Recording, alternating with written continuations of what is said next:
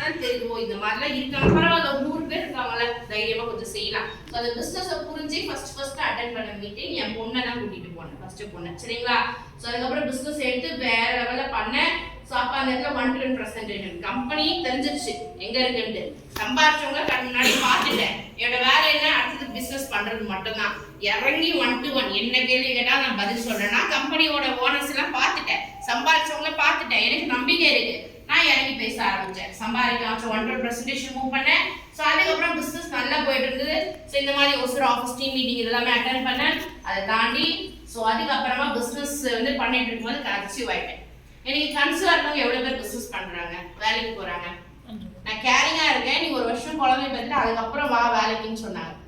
ஏன்னா அவனுக்கு ரிசல்ட் முடியும், ஸ்கூல்ஸ்லாம் ரிசல்ட் முக்கியம்ல.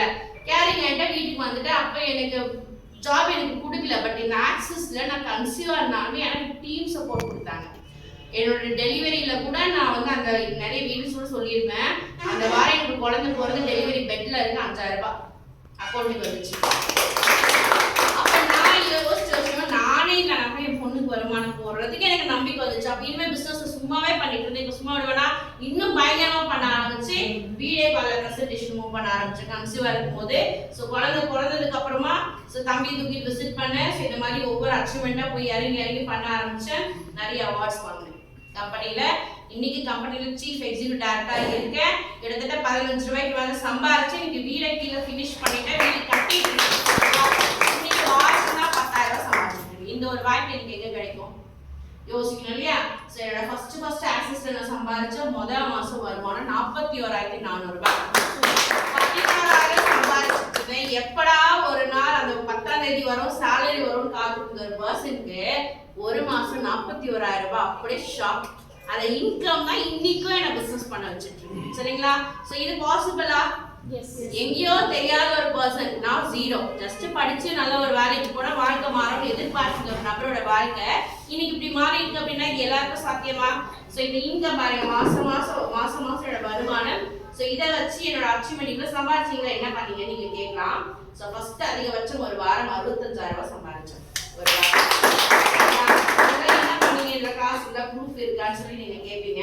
ஸோ இதை வச்சு ட்ரிப் ஆச்சு, கம்பெனியில் ட்ரிப்லாம் கூட்டிகிட்டு போவாங்க. ஸோ அதில் நம்ம எனக்கு ஃபேமிலியோட நான் போய் என்ஜாய் பண்ணேன். ஸோ ஃபஸ்ட்டு ஸ்கூலில் கூட நான் அப்படி போனது கிடையாது. பட் ஆக்சஸில் எனக்கு சம்பாதிக்கிறத தாண்டி வாழ்க்கைனா என்னன்னு காட்டுச்சு. ஸோ அந்த விஷயம் கிடச்சிட்டு நான் காசு சம்பாதிச்சு ஃபஸ்ட்டு வீட்டுக்கு 6 தான் வாங்கி போட்டேன், 13,000 ரூபாய். அம்மாவுக்கு ஒரு ஃபோன் வாங்கி கொடுத்தேன். ஸோ அதை தாண்டி இந்த இடத்துல என்னோட கல்யாணத்துக்கு அப்புறம் பொண்ணுங்களோட நகைலாம் சேஃபாக எங்கே இருக்கணும்னா பேங்க்ல தான் இருக்கும்.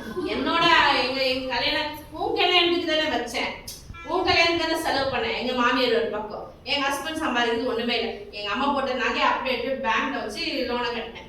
ஸோ அப்போ ஒரே ஃபீலிங், அந்த நகையை எடுக்கிற முடியல. 2 வருஷமா வேலைக்கு போனேன், கன்சீவான வேலைக்கு போனேன், 1.5 வயசு குழந்தை விட்டுட்டு வேலைக்கு போனேன், சம்பாதிக்க முடியல.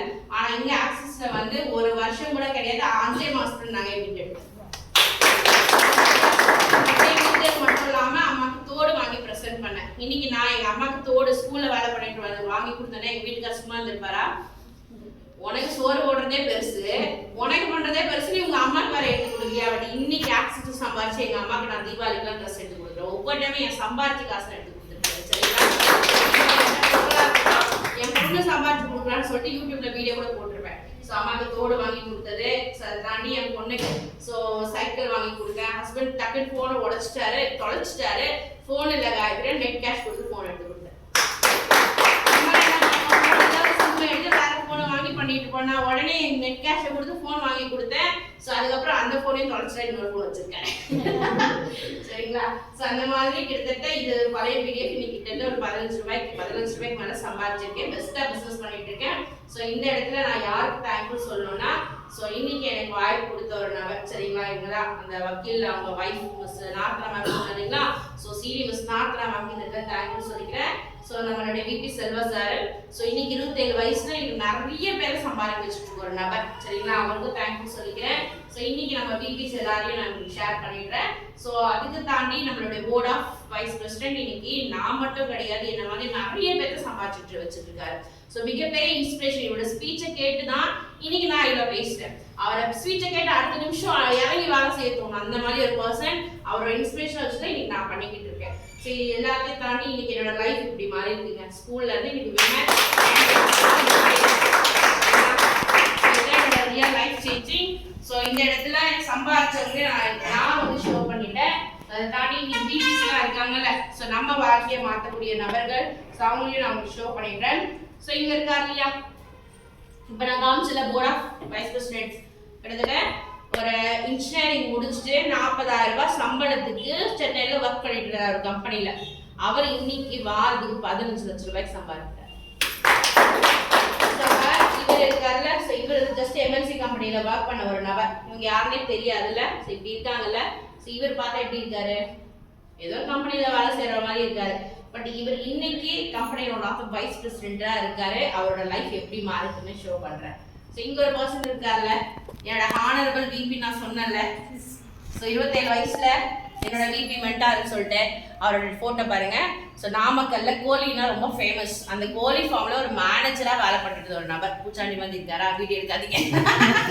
ஸோ இன்னைக்கு அவரை பார்த்தா இந்த பர்சனா இவருன்னு சொல்லிட்டு இன்னைக்கு சொந்தமா திருச்சியில வீடு கட்டிட்டு இருக்காரு. அண்ணனுக்கும் சேர்ந்து இவருடைய வழிநடத்துல தான் நாங்களாம் சீரியஸா இருக்கோம். அதாண்டி இவங்க சிங்கிள் பேரண்ட். இன்னைக்கு முஸ்லீம் எத்தனை பேர் பிசினஸ் எடுத்து பண்றாங்க, ஆனா இன்னைக்கு சிங்கிள் பேரண்டா தான் பொண்ணுக்கு வந்து ஒரு நல்ல சேஃப்டி வேணும்னு சொல்லிட்டு இன்னைக்கு ஜஸ்ட் ஒரு பார்லர் ஆரம்பிச்சாங்க. சைட்ல வெஸ்டீஜ் பண்ணாங்க, எதுலையுமே அவங்க ஷோ ஆகல. இன்னைக்கு women super star, lady super ஸ்டார்னு சொல்லிட்டு இன்னைக்கு அழைக்கப்படுற பர்வீன் மேம் இன்னைக்கு வைஸ் பிரசிடென்டா இருக்காங்க. ஹவுஸ் ஒய்ஃப், ஜஸ்ட் ஸ்கூல் மட்டும் தான் முடிச்சிருக்காங்க, எஜுகேஷன் வைஸ் பெருசா இல்லை. பட் இன்னைக்கு அவங்க பார்த்தா சினி ஃபீல்ட்ல இருக்க ஹீரோயின் மாதிரி இருக்காங்கப்பா. நானே ஷாக் ஆயிருக்கேன். நான் பார்த்து எடுத்து ஷோ பண்றேன், ஆஷனாமா இது அந்த அளவுக்கு லைஃப் ஸ்டைல் மாறி இருக்கு.